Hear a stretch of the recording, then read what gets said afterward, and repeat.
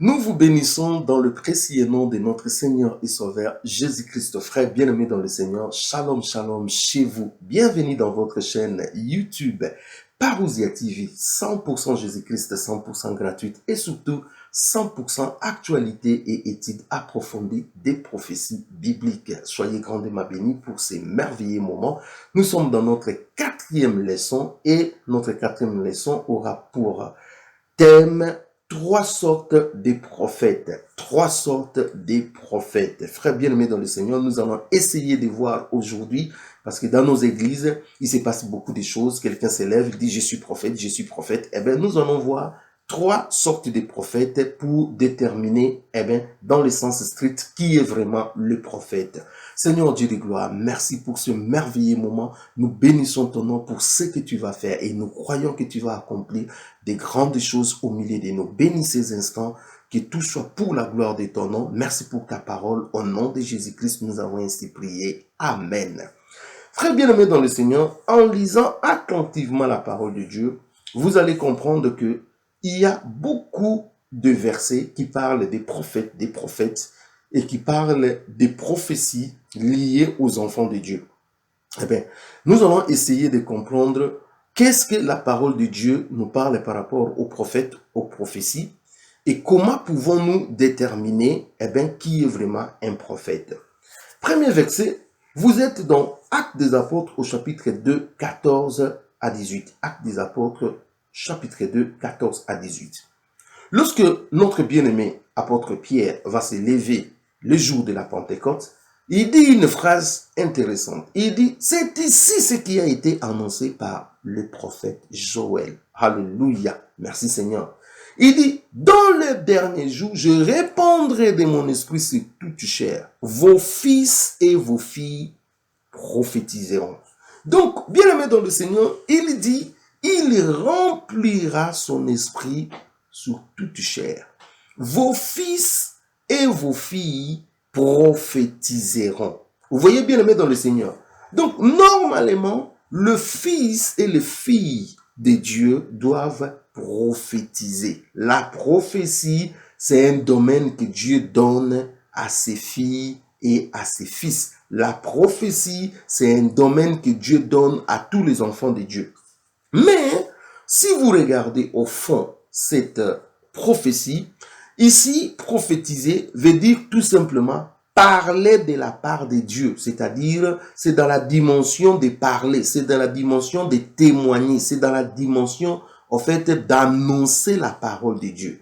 Ici, nous ne sommes pas dans le cas de figure d'un prophète au vrai sens du mot, mais c'est un prophète en fait dans le sens de parler de la part du Seigneur, littéralement parler de la part du Seigneur. Cela veut dire quoi? Ceux qui parlent de la part du Seigneur, littéralement, ils sont en train de prophétiser. Parler de la part du Seigneur veut dire aussi prophétiser. C'est comme ça que nous devons comprendre ces versets où on dit « Vos fils et vos filles prophétiseront ». Littéralement, vos fils et vos filles vont parler de la part de Dieu, vont annoncer les oracles de Dieu, vont annoncer l'évangile de Dieu. Ici, ce n'est pas parce qu'on a parlé de la part du Seigneur, on devient forcément un prophète. Non, on peut parler de la part de Dieu, comme ce verset est en train de nous dire, on peut prophétiser, littéralement parler de la part de Dieu, mais ce n'est pas veut dire qu'on est devenu prophète. Ça, il faut faire très, très attention. Deuxièmement, nous voyons aussi dans 1 Corinthiens au chapitre 12, le verset 4. Dieu a donné plusieurs dons dans l'Église. Les dons de miracles, les dons de prophétiser, de parler en langue, les dons de guérir les malades. Ce sont des dons spirituels que Dieu a donnés. Donc, vous allez voir dans 1 Corinthiens au chapitre 12, le verset 4, vous lisez tous ces chapitres-là. Donc, ces dons sont là pour, en fait, l'utilité commune dans l'Église. Ces dons-là est pour l'édification. Ces dons-là est pour, en fait, pousser, que cela soit bénéficié, en fait, à l'Église. Et parmi ces dons-là, vous avez les dons de prophétiser. Cela veut dire parler de la part du Seigneur. Or, ici, prophétiser veut dire encourager, veut dire exhorter. Prophétiser veut dire aussi parler, annoncer des choses. Mais seulement, il faut que les gens comprennent que ce n'est pas parce qu'on a reçu les dons de la prophétie qu'on devient prophète. Non, frère bien-aimé dans le Seigneur. On peut avoir reçu le don de la prophétie, mais le don de la prophétie ne fait pas de nous un prophète. Un don de la prophétie, c'est un don qui est donné à tous les enfants, pas à tous les enfants de Dieu, à un certain nombre des enfants de Dieu, parce que chaque enfant de Dieu a son don à lui, un ou deux ou plusieurs dons. Vous voyez, frère bien-aimé dans le Seigneur, vous pouvez aussi recevoir le don de la prophétie. Et aujourd'hui, frère bien-aimé dans le Seigneur, il y a des dons, c'est-à-dire les dons de la prophétie, qui a pour rôle dans l'Église d'édifier, d'exhorter, d'encourager, de reprendre même, bien-aimé dans le Seigneur. Eh bien, bien-aimé dans le Seigneur, ces dons, nous voyons aujourd'hui, lorsque quelqu'un a ces dons-là, eh bien, il s'autoproclame directement prophète. C'est comme aussi des gens qui ont des dons, des paroles de connaissance. Une parole de connaissance, c'est une parole qui vient à propos pour dire des choses, révéler des choses, bien-aimé, des choses qui ont été cachées. Eh bien, bien-aimé dans le Seigneur, ceux qui reçoivent ces dons-là, malheureusement, aujourd'hui dans l'Église, eh bien, ces gens s'autoproclament directement des prophètes. Non, frère bien-aimé dans le Seigneur, ce n'est pas parce qu'on a donné une prophétie, parce qu'on a un don de prophétie, qu'on devient prophétesse, ou bien on devient prophète. C'est comme ça que nous avons poussé les gens dans des ministères, nous avons poussé des gens dans des choses, eh bien aimés, qui n'étaient pas destinées à eux. Alors, lorsque vous voyez maintenant, troisièmement, dans Éphésiens au chapitre 4, 9 à 14, Éphésiens 4, 9 à 14, ici le Seigneur dit, il a pris des personnes comme des dons, il a donné à l'Église. Ça, nous sommes dans des ministères. Et un ministère est une charge. Un ministère est une vocation. Un ministère est un appel que Dieu vous donne pour conduire son peuple, pour l'édification de son peuple, pour construire son peuple, pour perfectionner le peuple de Dieu. Eh bien, ces groupes de gens qui ont reçu la charge, et parmi ces charges-là, vous avez les apôtres, parmi ces charges-là, vous avez des prophètes, parmi ces charges-là, vous avez les docteurs, vous avez des pasteurs et des évangélistes. Donc, au sens strict, lorsque nous parlons du prophète, bien-aimé dans le Seigneur, c'est celui qui a reçu le ministère prophétique. Je ne parle pas de celui qui a reçu un don de la prophétie. Non, comme dans 1 Corinthiens 12, 4, non.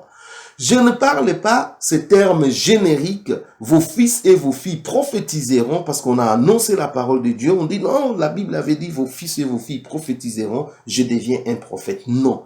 On devient prophète lorsqu'on a reçu le ministère prophétique. Je dis bien, on devient prophète lorsqu'on a reçu les ministères prophétiques. Si vous n'avez pas reçu cet appel, si vous n'avez pas reçu cette vocation, si vous n'avez pas reçu cette charge, vous n'êtes pas un prophète. Ne vous improvisez pas prophète, bien-aimé dans le Seigneur. Ne vous improvisez pas prophète. Aujourd'hui, nous avons beaucoup de gens qui se sont improvisés des prophètes. Je vous dis, ils auront affaire avec Dieu parce que ils sont devenus prophètes par leur propre chef. Et aujourd'hui, nous voyons tous ces charlatans, tous ces marabouts, tous ces gens qui étaient dans les ténèbres en train de faire des choses aux gens. Eh bien, ils ont compris que les domaines prophétiques, c'est un domaine qui donne beaucoup d'argent, c'est un domaine qu'on peut manipuler facilement les gens. Eh bien, ils sont entrés dans l'église, ils sont en train de prophétiser, ils sont en train de faire tout ce que nous sommes en train de voir et ils se sont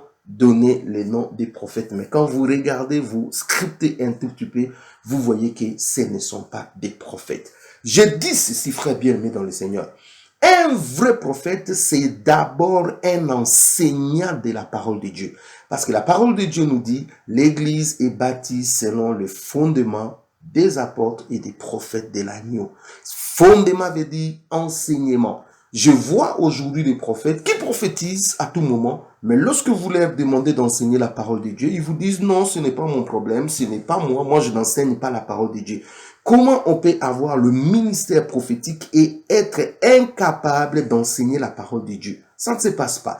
Un vrai prophète de Dieu enseigne la parole de Dieu.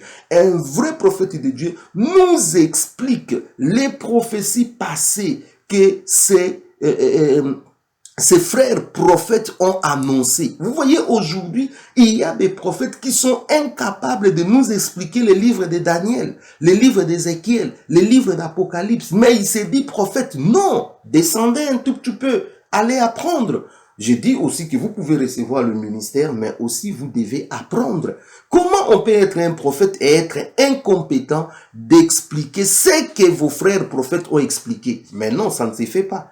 Ici, nous voyons par exemple Daniel qui dit que non, il a lu les paroles du prophète Jérémie et il a compris que la captivité pouvait faire que 70 ans. Vous voyez, un prophète doit avoir la capacité de comprendre ce que ses prédécesseurs ont annoncé. Sinon, on n'est pas prophète. Donc, aujourd'hui, nous avons des prophètes qui voient l'argent des gens dans des sacs et qui connaissent les couleurs des habits à l'interne. Des gens qui connaissent ceci, cela, mais pour ce qui concerne enseigner la parole de Dieu, ils sont tout simplement incompétents.